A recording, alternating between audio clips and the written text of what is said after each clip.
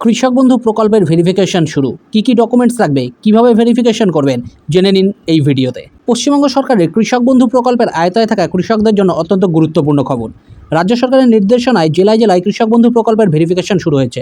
সঠিক ও প্রকৃত কৃষকদের কাছে আর্থিক সহায়তা পৌঁছে দিতে এবং প্রকল্পের স্বচ্ছতা বজায় রাখতে এই বিশেষ উদ্যোগ গ্রহণ করা হয়েছে। যে সমস্ত কৃষক ইতিমধ্যে এই প্রকল্পের সুবিধা পাচ্ছেন কিংবা নতুন করে আবেদন করেছেন, তাদের নির্দিষ্ট সময়ের মধ্যে প্রয়োজনীয় নথি জমা দিয়ে ভেরিফিকেশন প্রক্রিয়া সম্পন্ন করতে হবে। কি নথিপত্র লাগবে, কোথায় ও কীভাবে ভেরিফিকেশন করবেন জেনে নিন। রাজ্যের বিভিন্ন গ্রাম পঞ্চায়েত এলাকায় বিশেষ ক্যাম্প বা শিবিরের আয়োজন করা হচ্ছে। ব্লক কৃষি বিভাগের সহায়তায় এই ক্যাম্পগুলিতে কৃষি আধিকারিকরা সরাসরি উপস্থিত থেকে কৃষকদের প্রয়োজনীয় নথি সংগ্রহ ও যাচাই করছেন। এছাড়াও যদি আপনার এলাকায় ক্যাম্পের তারিখ মিস হয়ে যায় বা শিবির সম্পর্কিত তথ্য জানা না থাকে, তবে আপনি সরাসরি আপনার নিকটবর্তী block assistant director of agriculture ADA office অথবা বাংলা সহায়তা কেন্দ্রে বিএসকে গিয়ে ভেরিফিকেশন প্রক্রিয়া সম্পন্ন করতে পারেন। কৃষক বন্ধু ভেরিফিকেশনের জন্য প্রয়োজনীয় নথিপত্র। কৃষক বন্ধু প্রকল্পের ভেরিফিকেশনের সময় নির্দিষ্ট কিছু নথিপত্র জেরক্স কপি এবং মূল কপি সঙ্গে রাখতে হবে। যেমন 1.